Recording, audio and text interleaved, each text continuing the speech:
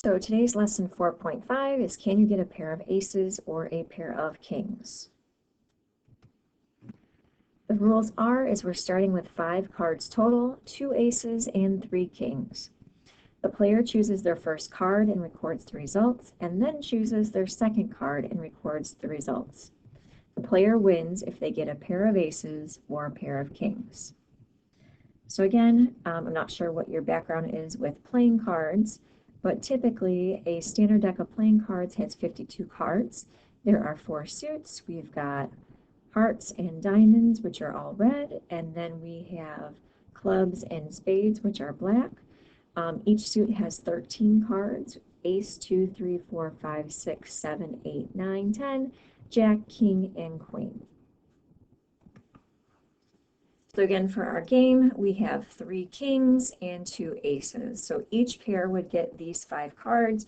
You would mix them up, keep them face down, select your first card, record what it is, select the second card, record what it is, and if you pulled the pair of aces or a pair of kings, you won, right? So you would record your data here, and based on the 10 games, what was your probability of winning the game? So we would run through that simulation to see what the results were.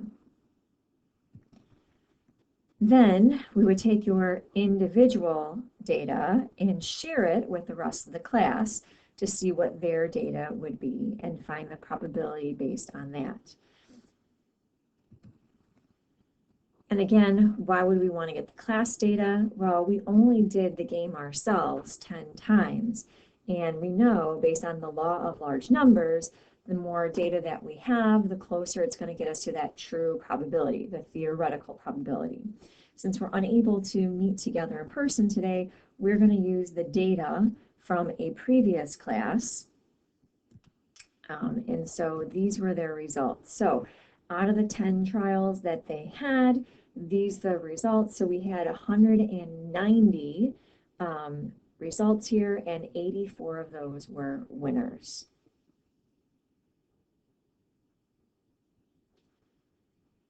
So again, we're trying to think about how did we play this game. And so when you were playing the game with your partner, you selected one card and then you selected another without replacement. That means you did not put the card back into the stack. Based on that, the question is, are the card outcomes independent or dependent? Does one affect the other? And so we know because we're selecting a card from our pile of 5, and then selecting another card, now from a pile of 4, this is influencing the results, right? So the outcomes are not going to be independent, they are dependent based on what you selected.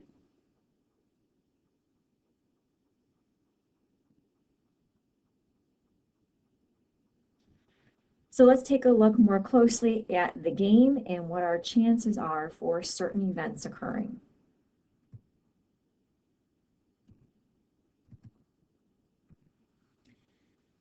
So remember, when you're playing the ace game, the way to win is to get a pair of aces. So we want to think right off the bat, what are our chances of getting the first card to be an ace? And so again, we're thinking back to those 5 cards. How many of them were aces? Well, we had 2, and non-aces, the kings, we had 3. So our chances of the first card being an ace is 2 out of 5. And our second chance is 3 out of 5. I'm going to stick with fractions first. You could also write these probabilities as decimals if you liked. It would be the same result, but we're going to start with fractions first. So again, to win the game, we want to have a pair of aces. So if we pull an ace as our first card, right, we want to think, what are the chances of the second card being an ace? Well, we had a total of 5 cards. I've already selected one. That brings me down to 4. If the first card was an ace, how many cards are left that are aces? Well, it's 1 out of 4. And then we would have our remaining 3 out of 4 cards being a non-ace. So again, probability that the first card is an ace. Now the second card, it's 1 out of 4, then 3 out of 4 would be non-aces. Now, if the first card was not an ace, it was a king, what are your chances of the second card being an ace versus the second card being a king? Well, out of those 4 cards that were remaining, if you already pulled a king, you would have 2 aces still remaining out of the 4 and 2 kings remaining out of the 4.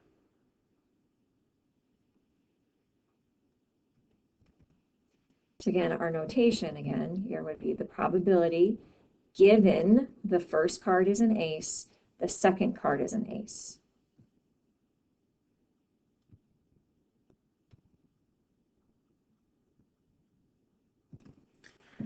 So that brings us to our final probability. So if I want to calculate the probability that the first card is an ace and the second card is an ace, what could I do?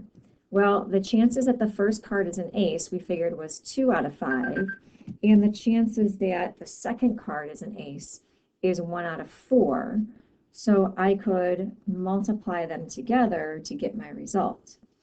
Conversely, if I want to find the probability that the first card is an ace and the second card is a king, well, the first card being an ace is a 2 out of 5, and the second card being a king is a 3 out of 4. I can multiply those together to get my probability.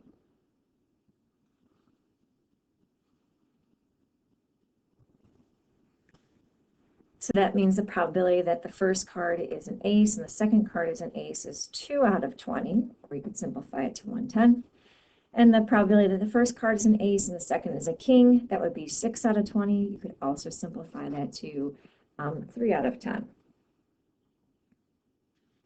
Now I could do the same thing for these. The probability that the first card is a king and the second is an ace, taking our 3/5 times 2/4, and the probability that the first is a king and the second is the king, the 3/5 times the 2/4 to see what those would be. Well, 3/5 times 2/4, that would be 6 out of 20. Again, you could simplify that to 3 out of 10. And 3/5 times 2/4, 6 out of 10. That would also be, I'm sorry, 6 out of 20 would also be 3 out of 10. So what would that probability notation look like? Well, we're going back to this idea of the probability of P and B occurring, right? So what we're taking is the probability that we have the first one, probability of A, but because they're not independent events, right, we have to put that stipulation here. Given that A happens, what are the chances that B happens? So again, given the chances that the first card was an A, what are the chances that the second card is the ace or the king, depending on what we selected. So we have a narrowing of that sample size because the first event is determining what the outcomes of the second event could be.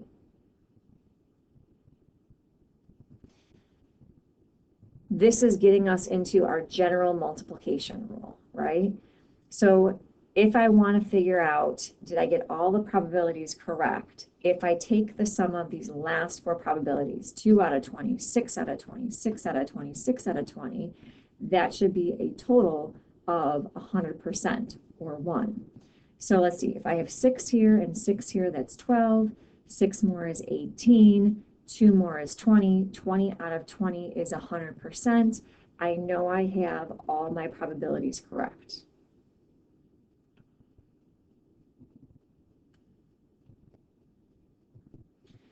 So now that we have all, in theory, what my chances are, let's do some more calculations. So we always want to know, what is our theoretical probability of winning the game, right? In order to win the game, we need a pair of aces, as well as a pair of kings. So I'm going to write those 2 things here, right? What's the probability of the first card being an ace and the second card being an ace, or the probability that the first card is a king and the second card is a king? Well, we already calculated those probabilities above. The chances that the first card is an ace and the second card is an ace, we said that's 2 out of 20. Now we also win by having another piece where the 2 cards are a king, and we calculated that probability being 6 out of 20. Since both of these are ways that we can win the game, we're going to add them together. So my chances are 8 out of 20. I could also simplify that to 4 out of 5. I could also write its decimal equivalent. I'm sorry, not 4 out of 5, 2 out of 5, misspoke there, having some issues with the computer. You got your decimal equivalent, 0.40, it's also 40%. So any of these are representing your true probability of winning the game. Now, if you were taking your AP test, I believe they would want to have it in a simplified fractional format, or your percentage. As you continue on with your studies, your professors, they will stipulate which of the format they would want you to use to represent your final probability. All right, then our next question is, what is the probability that the first card was a king given that the person won the game? So again, what does that look like in our notation? Given that the person won the game, what's the probability that the first card was the king? Well, we know that the probability of winning the game from the last problem was the 8 out of 20, the 2 out of 5, the 0.40, 40% of the time.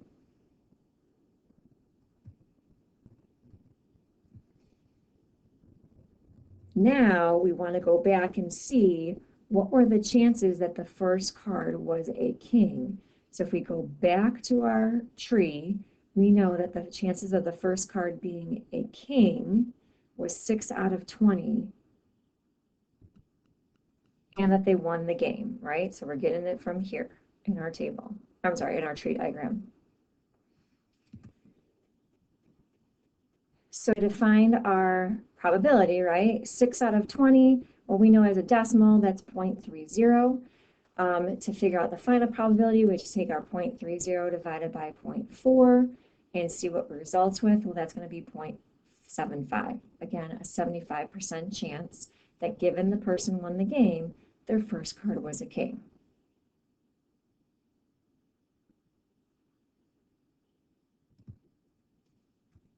So what were our big ideas for today? Today we were learning about how we could use a tree diagram to help us calculate our probabilities in theory for a particular outcome to occur, right? And we were using the card game as our example. We also were getting back into our general multiplication rule, showing what's the probability that the two events occur, but because they were not independent, right? We have a dependent event, how does that impact our results? So again, what we're doing is that we were trying to find the probability that the first event occurred and the probability that the second one occurred, given that the first one did. So given whatever card we pulled first, what was the resulting card pull possibilities? Our tree diagrams are laid out with different branches showing our options. So we have this scenario, right? The first selection here is the probability of the first event occurring. So we were using cards and we only had two types, the ace and the king. If we had three types of cards, we would have 3 branches, 4 types, 4 branches, and so on. Now the second selection is the results that happen given A occurred first. And so you're listing out those possibilities, and this is the notation to represent it. So what were the outcomes for the second event given the first one already happened?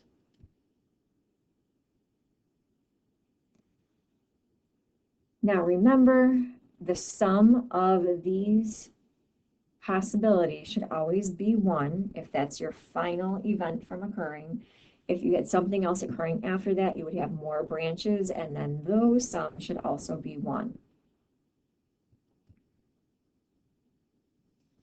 And again, this is just to remind you that you have a conditional probability, right? That you were restricting what you were selecting from because the first event was not independent. It's impacting that second one. So it's still going back to the idea that we had before.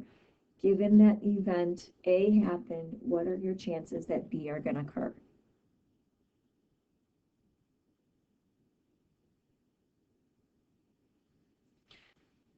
This diagram is also posted on your class Kicks. If you want to refer back to it, you can. It's also posted as a PDF on our classroom page. So your next step is to work on your application. So here we're looking at lactose intolerances among groups of people in the United States. Based on that, you're going to construct your tree diagram. I would do this using decimals. It'll be easier to help you with your calculations as you're going forward. You're going to find the probability that the person's lactose intolerant.